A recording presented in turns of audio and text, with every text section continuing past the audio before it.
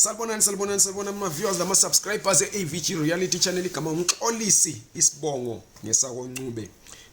Ngithe mina ake ngize ngizokhuluma nani lizokhumbula ukuthi sike sakhuluma kuma videos adlulileyo ngepassport yeZimbabwe ukuthi isithatheka eSouth Africa i-passport ukuthi usungayi-applyela lapha ubuye uyithole ngemva kwe5 working days ngemva kwe7 working days rather.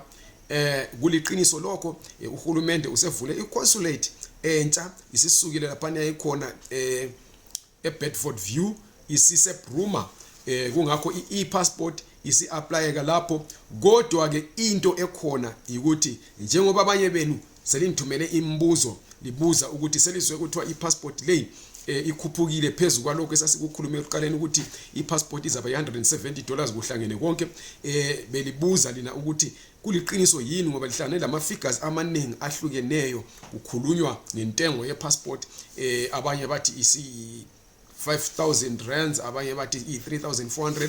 So yikho lokho enzokhuluma ngakho, kodwa ngingakaqhubekeli phambili ngicela ukuthi ngilinxuse ukuthi li subscribe kule i-channel, libuye li like i-video le, li share phela labanye abantu ukuthi labo babe lolwazi olunjengalolu esilushare lapha ngoba senzela lina senzela bona.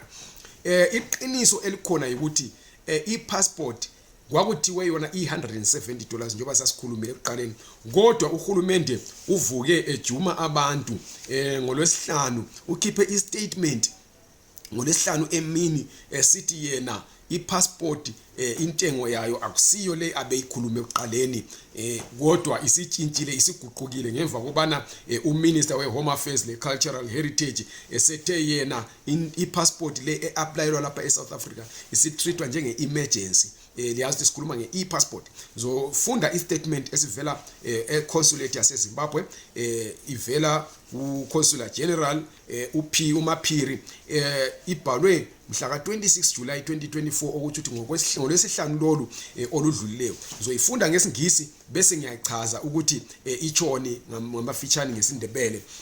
Treatment of all e-passport applications in Johannesburg as express or emergency applications. Reference is made to the consulate's public notices on the rollout of the e-passport processing center in Johannesburg. The Ministry of Home Affairs and Cultural Heritage has directed that all e-passport applications that are processed at the consulate in Johannesburg, South Africa, shall be handled as express or emergency applications in terms of Statutory Instrument 1 of 2024.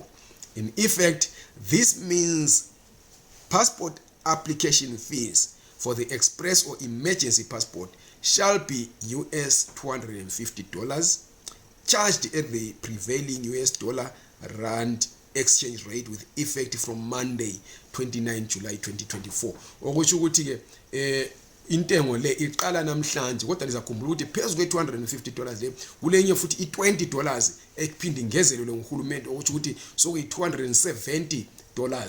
Okuyinto esizwisa ubuhlungu kakhulu ngoba uhulumende lo into ayibonisayo ukuthi akanani lokuthi amaZimbabweans ahlupheka kangakanani kwele South Africa. Lizabakwazi ukuthi amaZimbabweans amaningi aphila lokho kuthiwa i-hand to mouth ngesilungu, baphilela ukuthi babone elakusasa. Umuntu ethola ukudla athola ukuthi abhadale i-rent yomZimbabwean ose South Africa ihambela kubo 5,000 vele. Ubusuphinda futhi usearchwe imali engangana le ukuthi uapply i-passport ezabuya futhi leyo passport ayila la permit. So uyabona ukuthi ekugcineni uhulumende waseZimbabwe usearcha abantu, uhlukumeza abantu nguhulumende ongaziyo ukuthi izizalwane zakhe zihlupheka kangakanani lapha.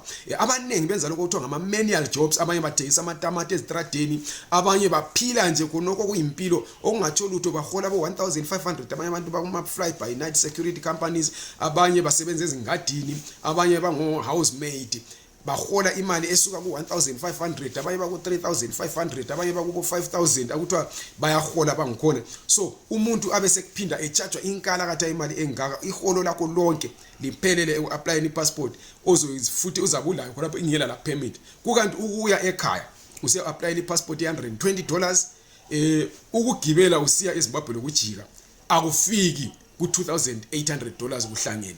kukanti nxa ungayekhaya uzafika ubone futhi lezihlobo zakho, ubone inkukhu zakho, ubone inkomo zakho, uphile ubone futhi labangani bakho. Lokuba sekhaya nje kuphela ukuthi unyathele ekhaya kuba yinto engcono kakhulu kulokuthi udliwe nguhulumende ofuna ukuthi phezulu kwezima lobu akufake phezulu kwawo ubulokhe futhi ekusearcha ekulandelela ekusearch. Kungakho lizakhumbula ukuthi kulabantu abake bayenza ama protest last time econsulate bekhala ngakho khona lokhu ukuthi ipassport iyadula, ipassport yeZimbabwe kayehliswe intengo. Uhulumende lo wazenza yena ongani uzwisisile, wazenza yena uhulumende olesihelo watela useyehlisile intengo yale passport. Vuzukuzuku sevuka engoyeqayo secharge abantu inkala katha imali engaka ipassport siphindwe kabili from lokho abethe yena uzokwenzela abantu. Kungakho lokhu yinto engamnandi kodwa zindaba obekufanele ukuthi silitshele zona.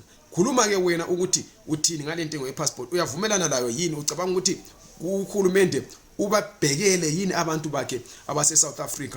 Ucabanga ukuthi ilingene yini lentengo? Sitshele ngaphansi ku comment section engaphansi kwale video. Ucabanga ukuthi iyadula kakhulu yini? Sitshele futhi njalo ubone ngani uzambe uyapply la le passport. Sitshele kumbe uthi kwenziweni ukuze uhulumende ehlise intengo yale passport enkulu kangaka. Siyabonga kakhulu. Lingakhohlwa ukuthi li subscribe kuli channel, li like ivideo, libuye li share. Libe losuku oluhle.